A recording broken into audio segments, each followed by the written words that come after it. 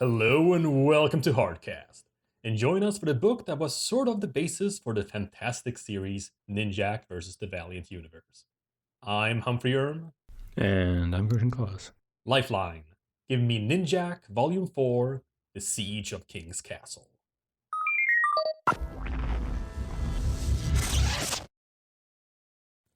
Issue 14. Ninjak returns to his castle after the adventure in the Dead Side, only to realize he entered a trap that resulted in the whole castle being destroyed and almost killing him. He tries to meet up with Neville at MI6, but he's apparently on the most wanted list now, with all of MI6 after him. He manages to escape and gets some help from Livewire, though he refuses to let her know too much. He's being followed by someone and manages to get the jump on him and gets his client's name, the Shadow 7. In the Lost Files, we see Ninjak's parents assassinating some neo-Nazis that helped in the Munich massacre during the Summer Olympics. They succeed, and while in bed, Ninjak's mom says she wants a baby. Yay. All right. So it's been super long since last Ninjak, but still kind of fun to be back. Yeah, I like Ninjak. It's one of my favorite comics here. Well, just very solid. I mean, again, James Bond, the Batman kind of character. I mean, this one was more Batman than anything else. I mean, holy crap. This was like one-to-one Batman. Just, I don't know. I mean, it's so obvious with the whole like, oh, you're like a ninja and you have you're super rich and your parents are dead or, absent, all that kind of stuff. I mean, there were so many things here where, I mean, you could just change names and this could literally be a Batman comic. Yes, but at the same time, you get that sort of weird.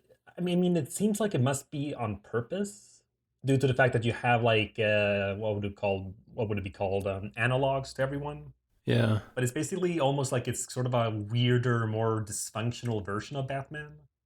Like, Yeah. what if Alfred is actually Bruce's father? Right. It's kind of like, whoa, whoa. And also totally abusive. Exactly. But I mean, wasn't it like literally the line from like Batman, whatever, I guess the Dark Knight, the whole thing, it's just cement and bricks? Just the idea that, also Wayne Manor was like burned down and. Oh, yeah, and Batman Begins, yeah. Oh, yeah, that was it. Batman Begins, right? But I mean, I feel like when he said that line, the King's Castle was in my family for 25 generations. The loss, it's just cement and bricks. And it's just like, I feel like I've heard that before in Batman. Yeah, but that's also not. I mean, that's a general kind of thing we say about when losing material goods. Yeah, but still, I mean, it's just, I think because of so many similarities between Ninjak and Batman, that when they then do something like this, where it's like, oh, they both could say something word for word the same, and you wouldn't have noticed it otherwise, you especially notice it now because there are so many similarities already. That's what's kind of interesting in that sense. It's kind of like we were discussing a bit way back with, I think it was Exo Man of War Volume 8 with the Enter Armorines. Mm-hmm. We were kind of discussing about that. I can't remember the name of the guy, but the guy who owned like those knockoff Exo Man of War suits. Yeah. So it kind of like, oh, is this guy supposed to sort of be like an extreme Tony Stark or something? So in terms of like, is this like an actual attempt at doing something, or is it just a coincidence in terms of like, well, the character fits this universe and he works as an antagonist? Yeah. Or maybe, I mean, we are just too well versed in in those universes that we immediately make those connections. That maybe I mean, because obviously those characters were also based on something or also were invented somehow. I mean, isn't that the whole thing about was it calculus was like invented around about the same time by two different people who were so far away from each other that they could not have had any contact in that time? That I don't know. Yeah, I think it was something like, was it Leibniz and Newton? No idea. I'm not the mathematical guy. Yeah, well, so I think that was something like that they invented calculus at like pretty much the same time, like maybe like 2 or 3 years apart. They invented calculus. or whatever. But yeah, but that's what I mean. Is like that these characters exist for some reason. I mean, they're based on either real people or they're based on just this idea of like, oh well, what if which it kind of sucks that then you have the one person who did it first, and then they will always be compared to that person or that first creation. Well, assuming that creation still is as good, so to speak. Right. So there's many times where the parody or the derivative thing is the one that becomes more famous later. Yeah, but that is one thing that I personally, that's something that I've kind of been thinking about with this whole idea about the reason why there's so many movies nowadays that are copies or remakes or sequels or all that kind of stuff, or how there's so few things out there are truly original anymore. And I think it's because we don't experience life anymore just by itself. We are mostly experiencing things through media. And because we're always experiencing things through media, we're just reusing those media things as references. And I think that's kind of like the same thing what's happening here. I mean, like so many times when you're talking about like pitching a show, most of the time when you're there, you're comparing it to other shows. You're saying like, oh, my idea is like this and this put together, or this and this and this, and this can adapt from here and this can take from there, so that people can get an understanding from it. And it's nothing about like, well, my life was like this and this is the inspiration I got. So it's kind of the same thing here, is that maybe because we just constantly see these Iron Man type characters, that's how we're getting these characters together. And the same thing here is like, well, we need a secret agent, like villain, or a secret agent superhero who is supposed to be really rich and stuff like that. Well, we kind of have to make him like Batman, like James Bond, because that's what we know and that's what people will relate to.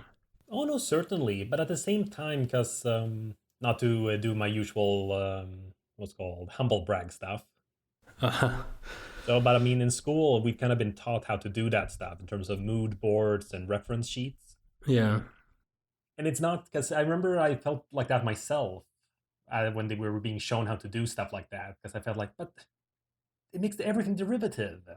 Well, yeah, that's the thing. Everything is derivative right now. But even then, even before, it's just right now we just have even more things to derive things from. Humphrey, we're always just deriving from God. No, but even taking that on there, like in terms of taking the Bible and such. Yeah. Plenty of material there. I mean, all the Bible movies done in like the 50s or whatever. Hashtag save Lucifer, guys. I swear to God. But it's very interesting seeing like the inspirations for things, because a lot of times it does come from real life. I mean, everything comes from real life at some like what's called prime form. Yeah, it's just distilled down at some point. Yeah, like I'm sure I've read something about characters such as the Scarlet Pumpernickel and like Zorro and stuff. What? Oh, I mean Zorro, yeah, but what the hell is Scarlet Pumpernickel? So there's some what's called a really old classic, sort of like I think he was a highwayman or something. It was like a really early sort of like masked hero character. Scarlet Pumpernickel. Aren't those two colors? Isn't a pumpernickel also a color? I don't know. I'm pretty sure that's what it's called though. Wouldn't it be like calling you yourself like the red orange? I don't know, it could be kind of cool. Or the white black, the black white. Pumpernickel. How do you spell that? Pumpernickel. Oh, it's that bread. What? It's a rye bread. How do I not know this? This is German. But I guess it's not called pumpernickel here in Germany. Is it called? Yeah, but I don't know if you just search for the Scarlet Pumpernickel or the Scarlet. Oh, well, no. Pimpernel. Well, I have it in front of me, but I mean pumpernickel. What the hell? So why would you call yourself red bread? Oh, here we go. Here's my problem. There, I was referring to it as it's the Scarlet Pimpernel. Oh, Pimpernel. But I always mix it up with an old Looney Tunes short that had the name the Scarlet Pumpernickel. So the Scarlet Pimpernel is the character, and then I've been saying the parody name from a Looney Tunes short. Oh, okay. So that's why it's funny that he Pimpernel is like a color, right? That I don't know, but No, sorry, not a color, a flower. It's also a Oh. club in Munich that's good for it says here the Pimpernel is not only known for its colorful mixture of old and new, homo and hetero, but also for its ... I'm not going to click on the thing because I don't care. But it's a mixture of homo and hetero. Yay. Anyway, let's get back to the comic. So yeah. But my point is, yes, there's always some kind of derivation. Actually, to put another point there, I remember reading a bit of that manga, Billy Bat. Okay. So I don't know if you've read that one. Nope. But at least the first portion of it, it's about this Japanese immigrant in America who's writing this popular, he's drawing this popular comic strip that's sort of like a parody of the works at the time. Sort of like in a little bit post World War II, so it's sort of like a little Mickey Mouse like character. And what's called? But he kind of believes that he might have stolen the character from a manga artist last time he visited Japan. Okay. So he has this whole like sort of conflict of interest in terms of like, oh, but I don't want to plagiarize, and then he like goes to Japan, and then he manages to meet up with the artist, and he like apologizes to him like, I stole it, like I stole the design. But then that guy kind of points out about he draws a very simple cup with perspective on a sheet of paper, and then he asks like where did I learn to do this? Right. Well, he learns from watching someone else do it. And where did that person learn to do it? And they kind of go on like that. And then I like how the mangaka kind of says it. He kind of goes about well, what happens eventually is we end up on a wall in a cave.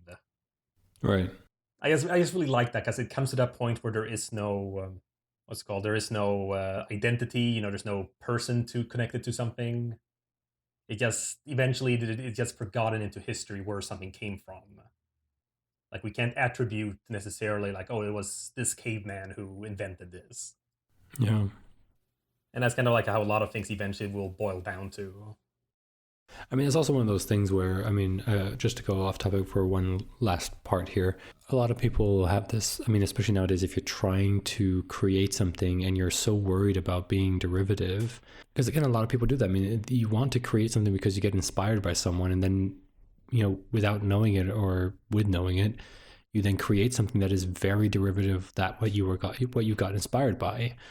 And I mean, it's something that it is kind of weird. I mean, especially if you look at someone like Casey Neistat, who's that really famous vlogger who makes like millions and millions of like views every single day. He has like this specific camera set rig, like this rig that he has, and like to film himself, and it's basically a jib arm or like a Gorilla Pod arm with a really big Canon camera on it with then a Rode mic on the top.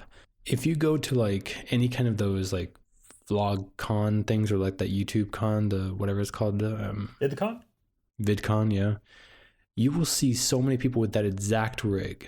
And I feel like if you do something like that, because the reason why he did it is because he came up with that idea of doing this whole rig thing. I mean, maybe not the first one, but for him, he put it together himself. He likes having a good camera with a good quality microphone, and he wants to be able to hold the camera away from him without having to like just hold the camera. So he puts that little arm thing on the bottom. And now people are copying him without knowing the reasons why they created it or why he created it like that. And I feel like so many people are vlogging it like I hate it when people are just like, okay, what do I need to do to be able to make videos? And for most people, it's just like, just do it with your iPhone. The iPhone has already a better camera than what I have on my like semi-professional camera in my shelf here. And it just frustrates me that people would then go out and buy like these really expensive cameras just because that's what they need to copy. However, if you then are like creating something like, I mean, what I'm thinking right now is like, for example, CGP Grey, he has a stick creature who's sitting at a desk on the right side of the screen with a board on the left side. Anyone could come up with that because that's basic setup of a picture. You have the important thing on the right side. That's just how we in the Western world kind of see stuff. And you can just draw a stick figure. I mean, that's not copyrighted. So I don't know what my point is here, but I'm basically saying that there's good copying and bad copying, I guess. Well, the idea is what's called it's more about taking an element that works and doing something else with it. Like I was just checking out the Wikipedia page for the Scarlet Pimpernel, Yeah. and it seems like the key thing that this introduced, at least like popularized. I'm sure someone has come up with it before, but is the whole thing about a secret identity. So, because the Scarlet Pimpernel is some like very like foppish like rich guy who no one Mm-hmm. could ever assume is that daring Scarlet Pimpernel. Right. And when you think how often that kind of setup has been used, it's kind of like it's very clear that okay, it's not so much that they're copying Scarlet Pimpernel, it's just they're taking that concept and Right. trying something different with it. Like, oh, maybe if we add a bit more of a costume in there, like with the shadow, or give it a bit of a Spanish twist with Zorro. Mm. Right. Yeah. Well, but I guess what I'm just trying to say is that, don't feel so bad if you want to copy something if you know the essence of it. If you're not just, because I feel like you can get in the deeper sense. And what I'm trying to say here is that Ninjak does not feel like a flat character. He doesn't really feel like someone watched a lot of James Bond movies and watched a lot of Batman stuff and then just decided to make a character like that. It does feel more like, okay, they understand the character. They know the whatever the behind the scenes of like the of what a James Bond character is and what a Batman character is, and they've created this new character. Yes, they are very similar, but it doesn't make him a one-dimensional character that is just, I mean, that's why we like this comic so much, that we're talking about anything else except for the comic, because there's not really much to say except for this is good, this is good. Well, yeah, I mean, if we want to mention something with the comic, I gotta say it had some really good pacing, this volume, I feel. Yeah. Yeah. I mean, again, you could probably simplify things if you wanted to, but I felt the use of like just the pacing of it all, it helped. It all felt right. Mm. So one thing I gotta say, because I did read this one earlier, like before we reread it now, but I did remember the whole thing when he enters the castle that he remembered like some of those like clues. Yeah. So I paid attention the first time to see now, and I was kind of like, oh yeah, there was that wrinkle in the carpet, and the door was open. Huh. So I don't know. I just love it when they actually have it stuff like that. It's like the Yeah, I guess. whole. Yeah. I mean, it's like all those kind of like mystery novel stuff. Yeah. It's like we always talk about like Detective Conan. If they. Except for that one movie that we watched, the Detective Conan and Lupin one. Yeah, that was You awful. got you got yeah, you got really pissed off because then the specific clue that they didn't pull us in on was that one guy smelled like smoke, Like cigarette and smoke. and all we saw was just Conan kind of reacting to it. Yeah, like a guy walks by and he's like staring, and it's like, oh. He's like, he has that like lightning shot in the back, that where everything goes, the background goes black, and then it's like behind him is like this lightning bolt or like that shine where it goes ching, and there's like and but I mean, it'd be so easy to be like, he could be like smelling like smoke, because then we would know, right? Then we could help. Yeah, anyway. Yeah, but then he kind of says the answer. I mean, it's one of those things where it's the medium. You just can't get it across. But yeah, I just like it when they actually have that stuff. And it's super subtle. I mean, you don't notice it. Yeah. But it's there. So it's kind of like, so it's not one of those things where it's like, aha, it was actually there. I decided so. It's like, no, it really was there if you paid attention. So except for you can't quite see the hair anywhere, the red hair. Mm. So, but I don't know, just everything there. And it's also one of those things. It's so fun with a story like this where we really push a character. Yeah. I mean, it's such an obvious thing to do to a Ninjak. You have a character who, sure, he has this like sort of base skills in his body, which he showcases this whole volume. Yeah. But he is a lot weaker than he could have been if he had access to all his gadgets and money. So just it's just fun seeing a character pushed like this. I mean, he can't even like pay for his cab. But wow, such simple things. Yeah, but I mean, if you cut off someone's credit card. I gotta say, I really love when he does the watch thing. Yeah. I just feel it so much. It's just, I don't know. I just kind of seeing like a cartoon version, like smoke bomb.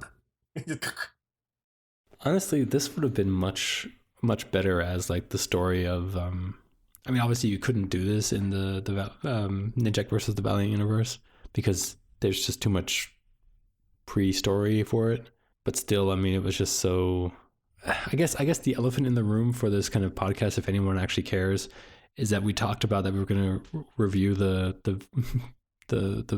web show, and we still haven't. And the clear answer to that is just that I haven't watched it yet. I watched the first episode, and I just haven't felt the need to watch the rest.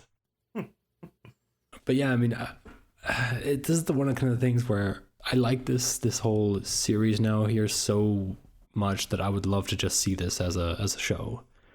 And if you don't mess up, or if there would be a way to make Roku's hair look good, this would be a perfect TV show. Because I feel like Ninjak would fit very well in that whole, like, you know, Arrow kind of LCW style. Yeah, well, maybe not. Maybe CW. I mean, they're like the only ones that aren't canceling shows lately. But you know what I mean? It's just like I feel like because there's enough stories about him just walking around and just doing cool spy stuff, where you just kind of need costumes. You don't necessarily need a lot of like effects and stuff like that. It's just mostly choreography, right? Which again is why I think they chose it for that web series as well. Yeah, but then again, you bring someone in like, I mean, honestly, if you're going to do something like that, bring in some practical effects, right? Don't just rely on 3D all the time, because then it looks shit and you start laughing at just someone, you know, crashing through a window because it looks like shit. I mean, that was the point where it was out for me. It was like 10 seconds into the episode. Some SWAT guy jumps through a window and the window just looks like shit. I mean, come on, invest a little bit of money into a fake pane of glass. I don't know. It's just. Because this is becoming the Ninjak versus Valiant universe review. Yeah, it kind of is. Yeah, I mean, based on the one episode. Yeah. Anyway, I mean, you've watched them all, right? Yeah, I saw it all. Yeah. I mean, you kind of, I don't know. It's one of those things where, like, the more you watch, you don't repeat your complaints for every episode, if you know what I mean. Right. Like, I know, I know that I don't like the, effects they've been using and stuff, so I'm not gonna really complain again in the second episode. So by the end, there was nothing like new bad, so to speak. So by the end, I kind of appreciated just as a fun little romp. Had a few nice moments here and there. Yeah. Again, honestly, we'll see if we should have a little watch through together. I'd love to watch it with you, just for fun. All right. Well, maybe when you come down, we'll do that. I did show the last. Maybe we can episode. do some live commentary or some shit like that. I don't know what we're gonna do. I did watch the last episode with my friend Alex when he visited my plays. So, because he's kind of interested in the universe, so in the comics. So he's listening to our podcast every so often. But I just happened to have like the episode on my PS4 ready. I was kind of like, oh, dude, you just want to see like the end of it, because I've been kind of making fun of it with him, and he's like, all right, let's see. It's like 15 minutes or something. That is not a good way to introduce someone to. Yeah, I know. He already knew, and I'm showing him other stuff too, and he thought was cool. So, and he likes Harada as well. Oh, yes, one little thing I wanted to last thing on this issue, because we were definitely spending a lot of time. Oh yes. But in terms of art here, and another nice moment here on page 24. It's such a cool, simple thing, tilting the panels. Yeah. I mean, it's sure you just draw it as correctly, with the grid, and rotate, and it just gives that sense of it's a Dutch angle. Yeah.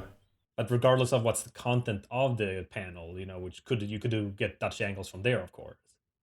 But doing it like this, yes, so cool. It makes everything's on edge, everything's like tilted, nothing's stable, which fits the close quarter fight.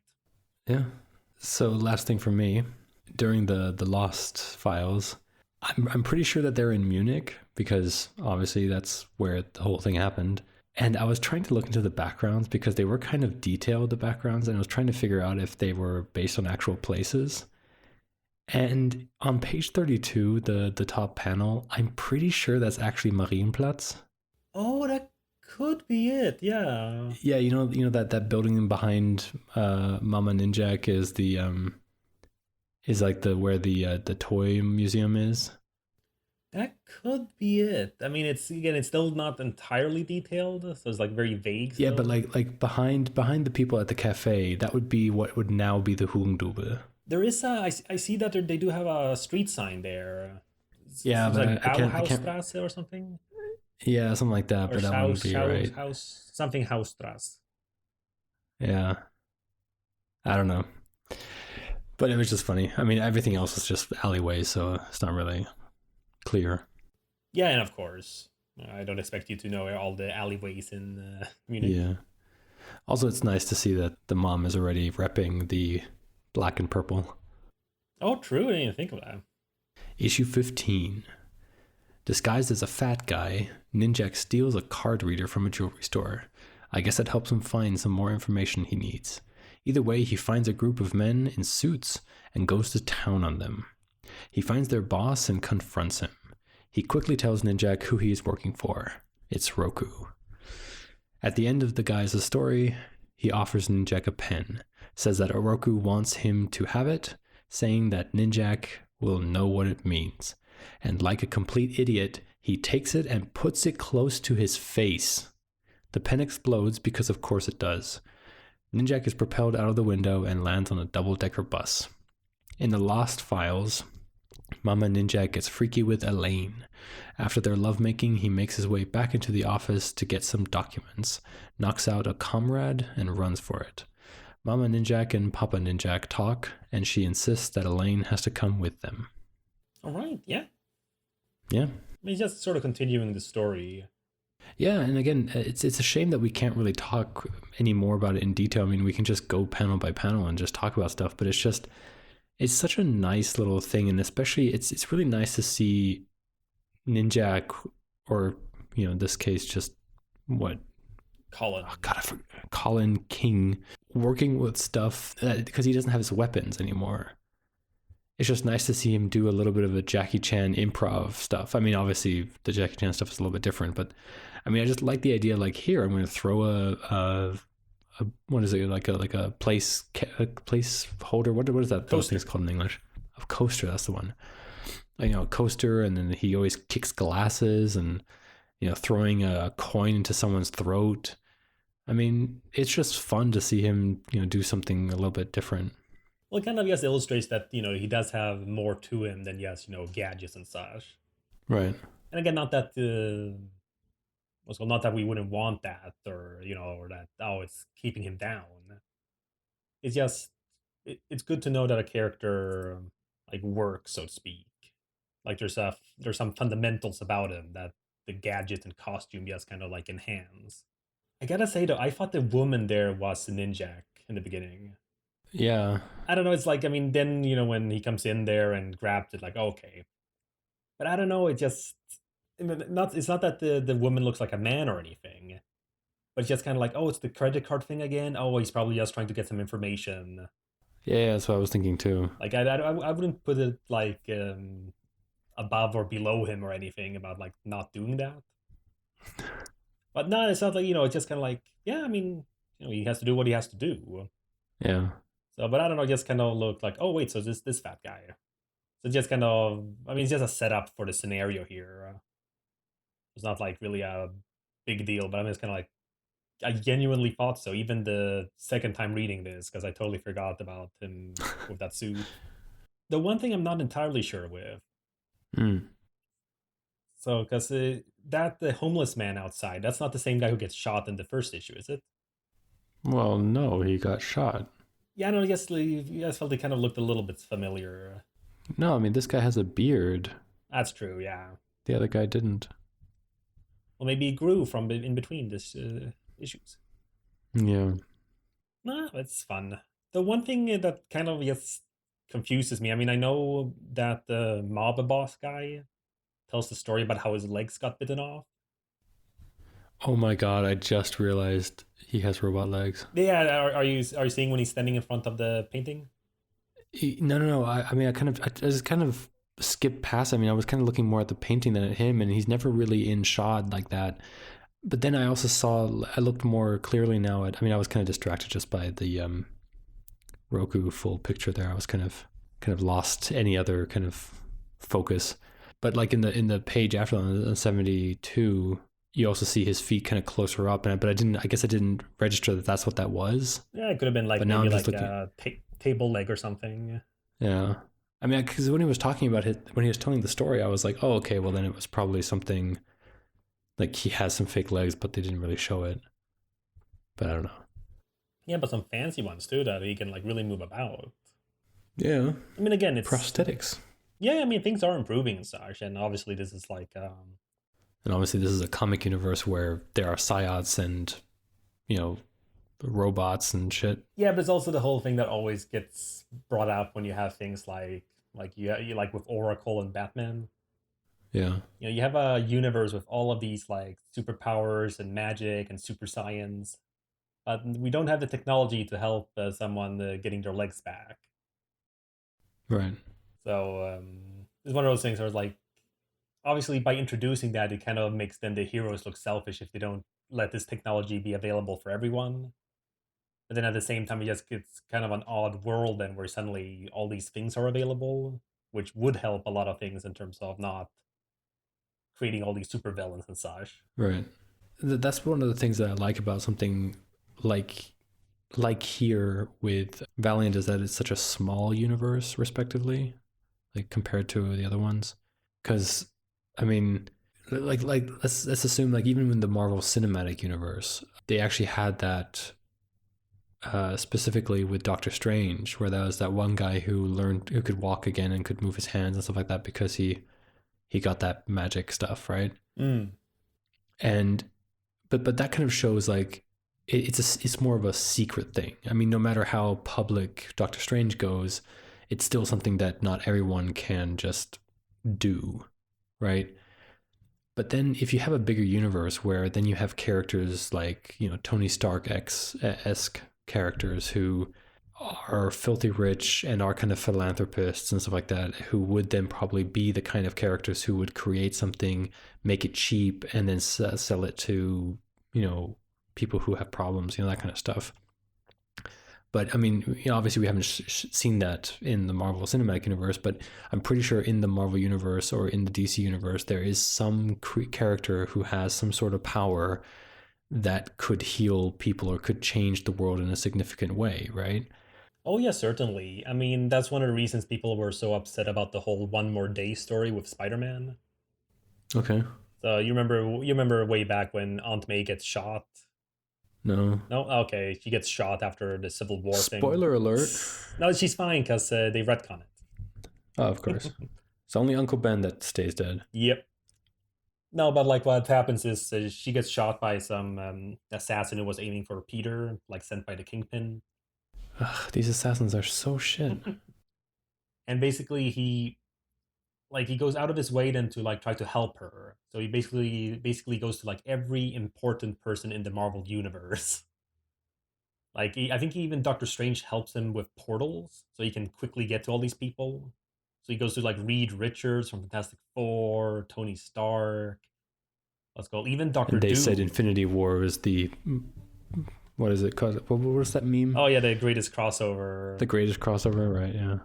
So yeah, and like he even goes to Doctor Doom, and no one can help pull out a bullet hole from someone's vertebrae. And again, Oh, in real life, yes, of course, that's we can't really do anything. right. But you just feel like, really, Doctor Doom, you who you love being better than Reed Richards at everything. Right. You have both magic and science, and it's like, really, no one. You can't have like Ant-Man shrink down into her body and do. Yeah, exactly. And that's the problem when you have things like that, where it's like you have sort of Or let's take it one worse. Let's talk about 9/11. Oh yeah. That's awful. I mean, That is an awful thing. I mean, first of all, yeah, okay. I mean, I understand why they put it into the comic, but also, why did you put it into a comic? Because I mean, yeah, I mean, you can just because there are so many heroes and so many different things that you can do. I mean, I had the sentiment there was that even heroes can't like save all this kind of stuff, right? Mm. But I'm kind of thinking, you know what? I'm pretty sure they could have, right? Like at least the second one, right? At least the second plane, Yeah. because then everyone like, I mean, or Spider-Man, where's your Spidey sense, right? Hasn't that helped you out a million times? I mean, I don't want to, whatever, talk bad about that, but No, I mean, I think it came from a good place. It just, no, of course it did, but still, yeah, it's I mean, just, it's the Doctor Doom crying part that really gets yeah, you. Like yeah, that's the Kingpin one makes where it's sense. just, He lives in the town, despite being a criminal, he's patriotic, I'd assume. But that's the thing. Doctor Doom has done so many other like awful things, killed people. Like, he is a terrorist himself. yeah, I mean, it's like, why would I mean? I've seen a lot of fun jokes about it. Yeah, So, like on CO, everyone always posts the usual. He's crying because those people who died will never know the glory of Doom. right. But that's how it goes with a scenario like that. And heck, it goes way back to the beginning. I mean, Superman during World War II. Mm, I mean, you just fly over there and solve everything. right. So, and then, they had to kind of retcon it later to have this whole thing that Hitler had like the Spear of Destiny, which is apparently one of the few things that could kill Superman easily. Or, But then it shows how much of a coward Superman was. yeah, I mean, again, I don't know. Maybe they explained how the spear works more. Like maybe it's a radius thing. Wouldn't that be hilarious? Where it's just like um, Superman, come help us. No, but I would die if I help you. Oh, okay. Well, we'll just send 1,000,000 soldiers to die then instead. Exactly. Yeah, I don't know. I mean, it's so many things to like. That's it's why a weird thing. no, but like that. I mean, I like World War II Superman, but it's one of those things for yes, modern storytelling. It works better with him being born like post that. You know, I mean, even today, you're still a lot of things where like, well, why don't you go to Syria and at least help people rather. mm, You don't have to topple the government or something, but maybe just have people stop fighting. But it's yeah. so hard to do those things. I mean, it's a scenario that we just don't have and can't have. Again, wasn't it a great like? Again, I think Valiant does a lot of the stuff really well. Like for example, with that one part in Exo Manowar, where he stood, yeah, where he was standing between the two of them, the two sides, and basically said, "The one who shoots first will be my enemy." Mm. And that was such a good way of being like I'm taking all of the choice out of this situation and giving it to you guys. So basically, whoever shoots first will be destroyed, and I like that. I like that idea. Well, yeah, it means a deterrent. Yeah, exactly. But again, it's complicated, and so Yeah, I of mean, course. it's as anything like this is. Yeah. So, but yeah, All right. Well, then let's take a moment to thank our fictional sponsors for this episode. This episode is sponsored in part by Shitty Memes. Want to have a higher response than your 82 episodes of a podcast combined? Replace a word in a comic strip and put it online. The reactions will start pouring in. for your next vacation, why not visit the sunny land of Venezuela? Experience fancy cuisine, stellar accommodations, as well as a brisk hike through the jungle with trained wilderness experts with experience moving people from one place to another. Venezuela. Enjoy yourself. Issue 16. After getting blasted in the face by a pen bomb, Ninjak follows a lead. Like an idiot. Ninjak follows a lead through the criminal underworld, finally getting a lead to Venezuela. He needs some weapons, so he purposefully puts himself out there as an asshole, so he'll get kidnapped by human traffickers, whom he quickly dispatches. Armed and dangerous, he rides his motorcycle to a villa, where he finds his old abusive butler. Turns out he is his father, and as Ninjak ignores it, he is attacked by Roku. In the Lost Files, we see that Ninjak's mom is found out to be a double agent by her other MI6 partner. He gives her a head start as a courtesy, but it just gives her the chance to kill him, leading her to go home and clean herself up. Yeah, I mean, just continuing up there. Though I do like the whole idea of what's called, well, yes, him purposefully being an asshole. Yeah, I like that too. Because I don't know, because he kind of was a little bit like that in the Unity Volume 1, if you remember. Yeah. So when he's in, I guess it was Romania, and he's at like cafe, and he kind of acts similarly there, where he's like asking about this dessert he got, and he's trying out his new like auto translator so he can like kind of like experiment. Yeah. But he was kind of being similar there, so I'm not sure if I guess he has maybe exaggerated it even more here. I mean, I do like the idea that he's literally threatening a puppy at one point. Oh yeah, that earlier. I think the puppy was safe. I do like his face there though, because it's just really kind of like, really, this is yours? Yeah, well, no, I don't think it's a this year's. It was more like a, I'm not going to do anything to this puppy. I'm a good boy. But then again, he does like grind someone's hand off. True. Yeah, I mean that's the thing. It's all about what kind of character and tone you have for like a story. Yeah. Also, I'm a little bit scared that this old lady who's knitting probably called in a hit on him. I mean, that's pretty much what happened, right? I mean, he was complaining to her about all this stuff, so she's probably just like, all right, you know what, fuck this guy, fuck this white guy, and then just like calls the militia. I mean, that must have been it, right? Yeah, I mean, at least someone must have. Like, I mean, I I think mean, I we can got just, like the short version of it all. I'm sure he did even more yeah. things around, like going to souvenir shops, I guess, and making fun of their culture and whatnot. I mean, can you just imagine her making the call and then there's like five guys like just walking into the hotel room and she's just like 201, and then they just like walk by with like knives and guns and everything, and she's just like knitting. It's just, I don't know. Yeah, but it's kind of fun, and it's just cool concept about how to like get a hold of some weapons, which is also the whole thing. It's he has nothing, so it's just kind of smart what he does. Now, you totally didn't. Did you mention in your review that, or your recap, that he met Elaine then at the end? Yeah, I did. So, well, I mentioned his old abusive butler. Right, right. So with his, With his bombs yeah, I strapped was to the gonna check. back. Was that shown already? Also, I gotta say, there must be something weird, but on page 120, when there's that eye close up on Ninjak, it just looks so weird because I don't know if it's like the perspective or something, or what it is, or like the way that the two eyes, like they're set up next to each other, but it looks like he's cross-eyed. Like if I'm looking at the panels just generally, it looked like he has some sort of cross-eyed thing at some point. No, but you're right. The last panel, like the second to last panel, seems fine, but the last panel is No, it's if you look at them separately, they're fine. But if you look at them together, and especially if you're reading the text in between it, your mind kind of puts the bottom left eye together with the top right eye, and then it looks like he's crossed eye. I don't know. It's just weird. oh like that. No, no. But otherwise, I just felt the bottom panel.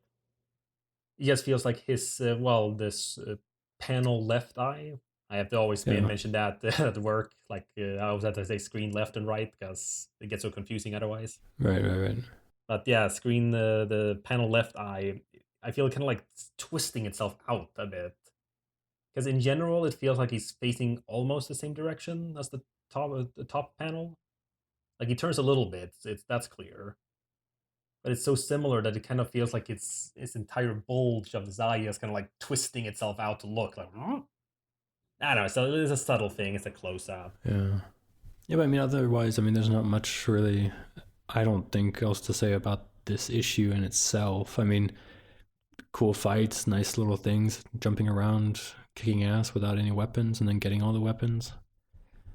But I do want to mention the Lost Files if you don't have anything else to say for the issue. Sure.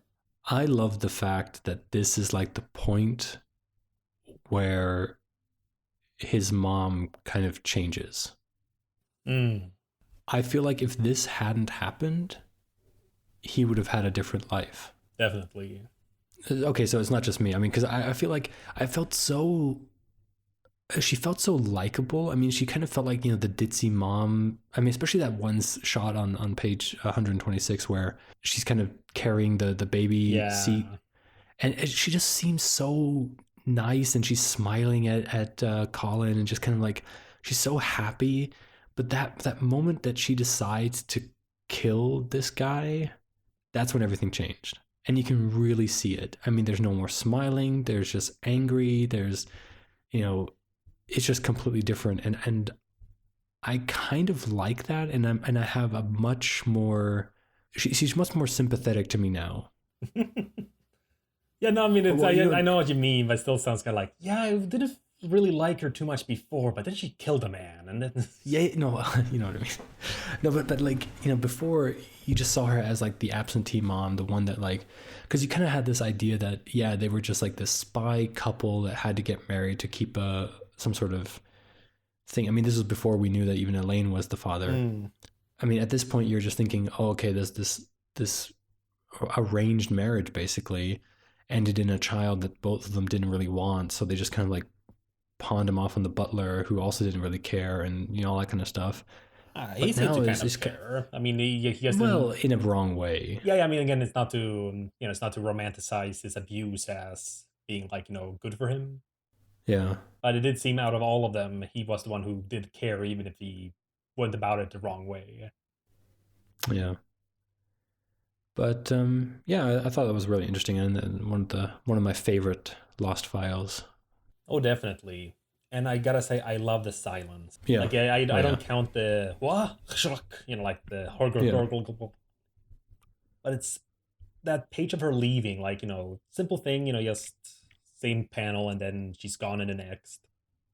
But it's all the decisions there. Like I mean, Yeah. she's so trained for these things. Yeah. Like takes off the jacket so she can cover Yeah. up her Yeah. bloody body. Like yes, you're locking too. Just such simple Yeah. things. Honestly, wouldn't it have been more effective without any of the Well, what? sorry, I didn't even notice. But I didn't notice she took the knife from the table. Yeah, yeah, she did. Like Yeah, because I yeah, was kind of thinking, wait, where did she get like yeah, the knife? And like, oh right. yeah. But I'm just kind of looking at this and kind of like, wouldn't it be more effective if everything was silent? Like if they took out the sound effects and the voice. I mean, I don't know. I just feel like it would be so like, yeah, You oh, gotta give the letterer something to do. yeah, right. We're paying him by the issue, not by the word. Now I don't know. I'm always unsure about that. Like especially when it's these sort of digital lettering, because you can just put it on top wherever. Right, right. So, but because I love it when like you've read some of Will Eisner's work, right? I'm pretty sure I lent you Contract with God. Actually, I bought you Contract of God, and then I brought it over as a present that I took along, and then you were like, I already have this, obviously, so now I have it. Oh, was that what happened? Okay, sorry. Yeah, I took it along when I came up to Sweden one time. I was like, oh, I'll just bring a present along, and then you're like, ugh, please, bitch, please. Oh, I'm sorry. Yeah, well, you're like that. No, I'm joking. So, but did you read it or? Yeah, of course. So I don't know if you remember there, but he had a real good like tendency to incorporate the lettering into the art, because he. I mean, I don't have any picture in front of me right now, but Yeah, no, it was like he like I think in the opening. So for the first story, there's a lot of rain and such, and all the text, like the text is being overrun with rain as well, as if the text was present in the world. And again, it's not like something you have to do all the time for stories and stuff like that. But there, like, it really feels like, oh, it's really necessary having these things here. yeah, Because I don't know if I remember, I don't know if I mentioned this before, but this was actually a thing in the early, like in the beginning of the 90s Valiant. They actually had a editorial decision about no sound effects. okay, Yeah, if you ever check out like any of those old Exo Man of Wars, Harbinger, and stuff like that, there are no sound effects ever. hmm. So, and again, it's the thing you don't really miss them. Like I honestly find Yeah, sound effects being more of an accent, I guess you could say, like a highlight to it. It has a continuation of the image more than giving you further information. yeah. I feel like most sound effects are kind of distracting because most of the time when I do read them, it's more like a okay, I guess that's how they want to. What was it called? Depict or Yeah, well, yeah, depict, but it was the onomatopoeia. oh yeah, well that's the word. Yeah. Yeah, they want to onomatopoeia that sound.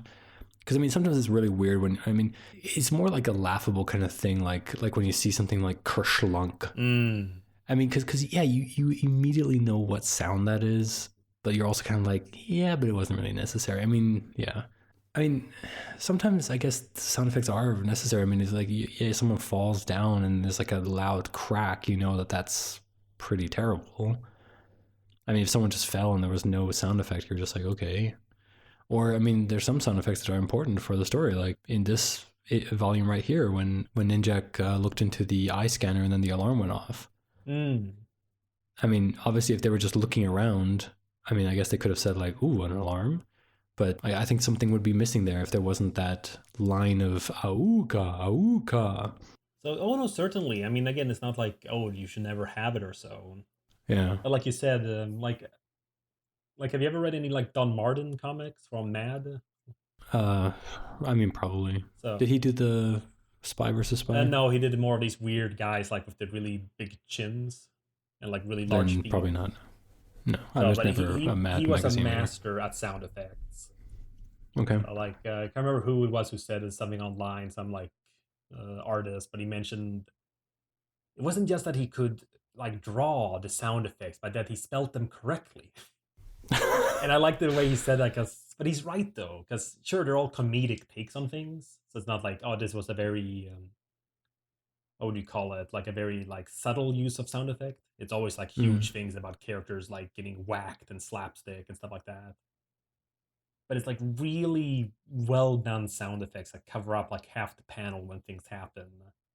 okay. It's like really like, well, like you said, like they couldn't splat, Yeah. but yes, really well done. Yeah. Cool. All right. Well, then I guess we move on, right? Yes. Issue 17. Roku Roku reveals that she's Angelina. She was taken to the undead monk and sacrificed to Dark, and became Roku as we saw in the previous volume. Roku and Ninjak fight. She shows him his dead parents that she killed, the usual. Elaine comes to Ninjak's rescue by shooting Roku, which doesn't really do anything, so Roku gets back up and slices him apart. Then the place explodes, and Ninjak survives, because of course he does. Then Ninjak talks to Livewire, they're just friends, and Roku talks to a tree and cuts it up. All right. Lost Files? So we finally. Huh? Lost Files? Oh, yeah, Lost Files, that happened too. Whoops, I didn't even write anything down there because I was ready to go eat something. In the Lost Files, Roku kills Ninjak's parents while they're hanging out in Venezuela. Yeah. No, I mean this was big conclusion. But Yeah. what are your thoughts then on because I never really got Angelina having that same feeling as like Bucky or like Jason Todd has had in terms Yeah. of like, oh yeah, this was my old partner who died thanks to me. All right. Like she always kind of just felt like she never quite stood out for me enough. So this Yeah, twist well, that like I yeah. was that woman. Well, I kind of, honestly, weirdly, for me, it was quite a twist. Like, it was actually an effective twist. All right. Like, I mean, because usually, I'm always the one who's like, who? But in this one, I mean, I guess because Angelina was kind of, I mean, it's something that's been brought up quite a bit, though. Oh yeah. Because Ninjak is kind of talking about because he's trying to find revenge, and that's how the whole thing started. And yeah, I mean, yeah, she is kind of a big important part of his backstory. I mean, it was kind of like a fridging thing where that kind of led him to go to the monks, and that's how he got his strength and stuff like that.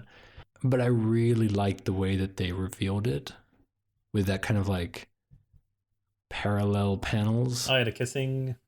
Yeah, I mean, really nice. And just the whole thing. I mean, I think it was done really well, and I was thoroughly surprised actually, and really happy that now, because I kind of like Roku, and the fact that she kind of has that part of her kind of like Bucky or kind of like the Winter Soldier in that sense. I like that there might be a chance that she could be quote unquote saved, because she would be kind of a cool hero, right? Oh yeah, no, I mean that could definitely work. Yeah. Yeah, no, I mean definitely it works as a concept. It just for me personally, it didn't quite have that punch Mm. because I didn't quite feel. Again, it's not like I was reading these Captain America comics or Batman as they were happening. Yeah. But in general, like the whole thing with Bucky dying when Captain America was reintroduced in the Avengers #4, I think. Mm. The whole thing there is the fact that, oh wow, all those old comics, with him as his sidekick, and he's been killed off now. Oh Yeah. wow, like there's a feeling there. And with Jason Todd as well, I don't know how long he was Robin before he got killed, but quite a while, I'd say, like enough for people to Yeah. kind of like remember. Yeah, but also because there was a whole hate for him. Oh yeah, yeah, yeah. I mean, that was like I think the bigger thing. Everyone knew him because everyone hated him, and the fact that they actually did like a poll and then asked how do you want him to die? What was that the poll? No, Like no, how do you no, want him to no, die, no. If he or who should do you, die or not. if he should die, right? And it was like an overwhelming yes. I mean, that's just like a part of comic book history, really. Oh, The fact, certainly. But that's what I mean. Like, I'm not again not to compare something like that with this, shorter running source story. yeah. But what I mean is, for me, I like the twist. I like that it's like that. Yes, gives her some more depth and more of a connection. And yes, I like when all the threads are tying together and stuff. But it personally was not like, whoa. Mm, And I've had those feelings otherwise with other scenarios. But like here, it wasn't strong enough for me personally. okay. Yeah, it was quite affected for me. I liked the effect. But then again, I really like Roku and the fact that she actually has then some backstory that we also already know of. That's kind of like an added bonus, honestly. Well, yeah, it just makes her more complete. Yeah. And then, of course, she has to fuck everything up by releasing Master Dark. Did no one think of putting a Oh, fence? that's what she's doing. Oh my god, I didn't realize that. Oh, you didn't read. Oh, I thought you were just being funny by just mentioning a tree. Oh, I did not. No, I thought like, wait, is that the undead monk or is this something happened there? I did not understand that was dark. Yeah, it's from Book of Holy Death fuck. after what's called. Yes. Oh fuck. Yeah, I remember that dark became a tree, but I didn't realize that it was that tree. Oh god.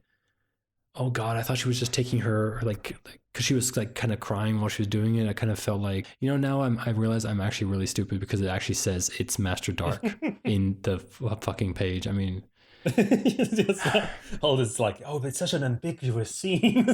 It's Master Dark. I'm releasing him. What does she mean by that?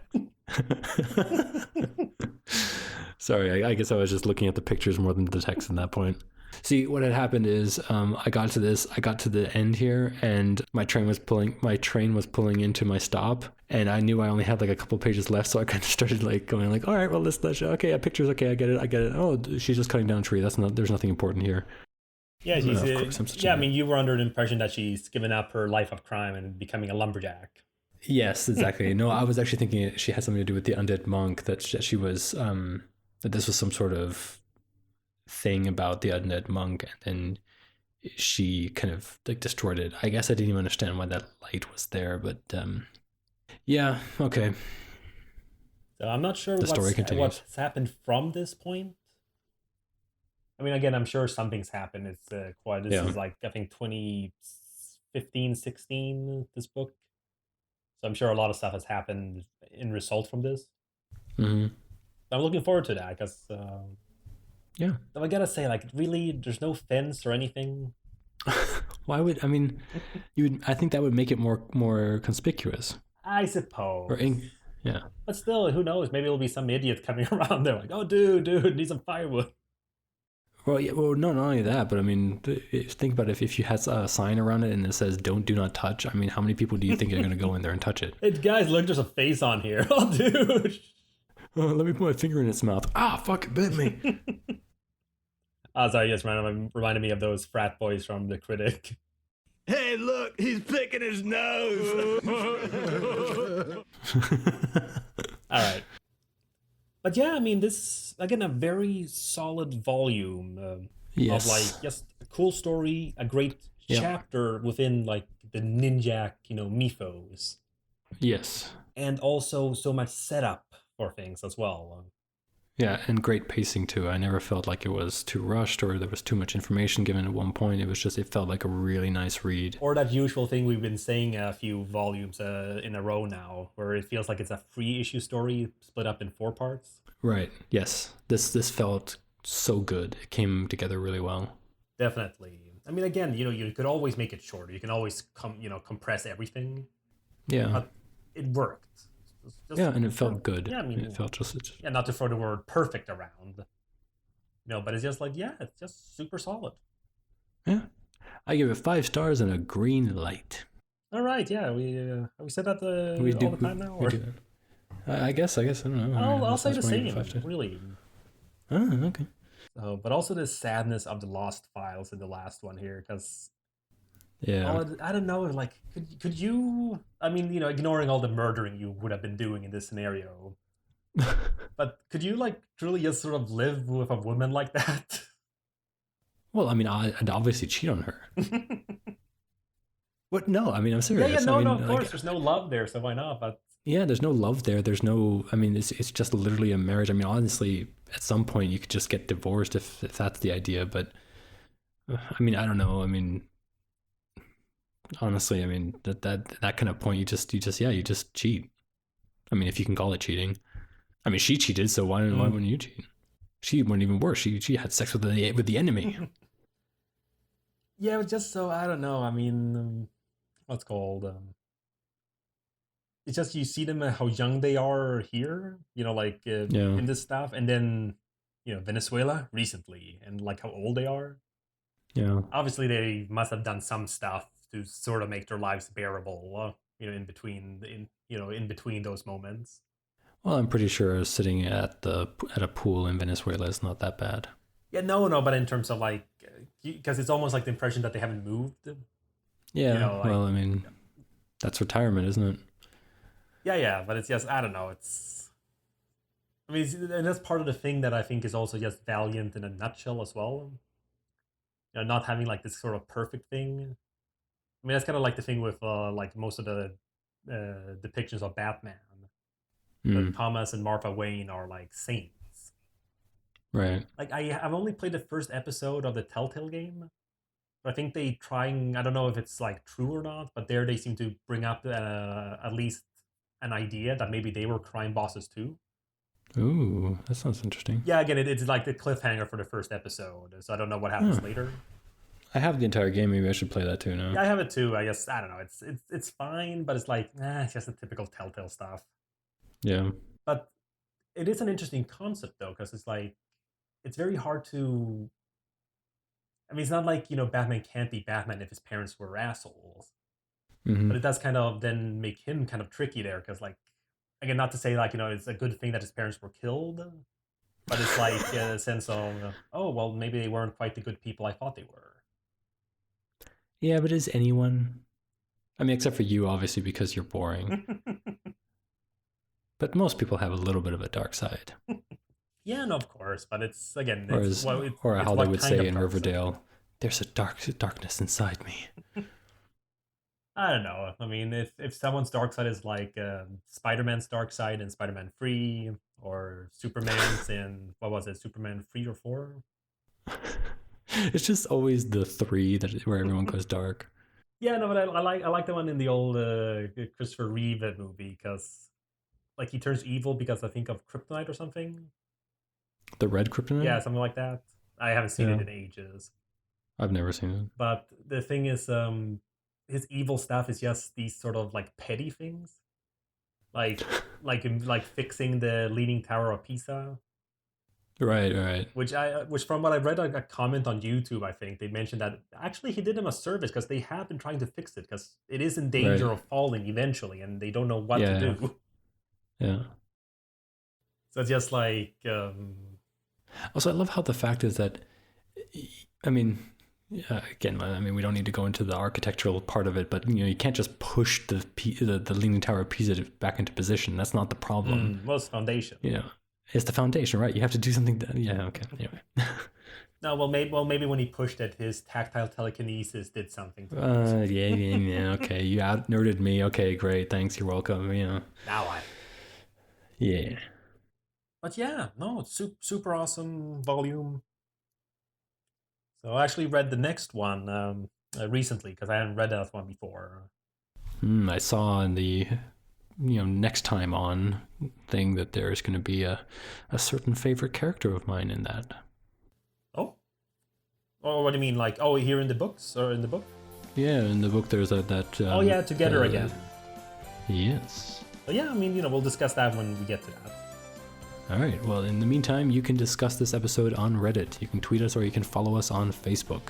Also, all of our episodes are available on our hosting site, Podbean. Links are in the show notes. Catch us next time for Divinity 2.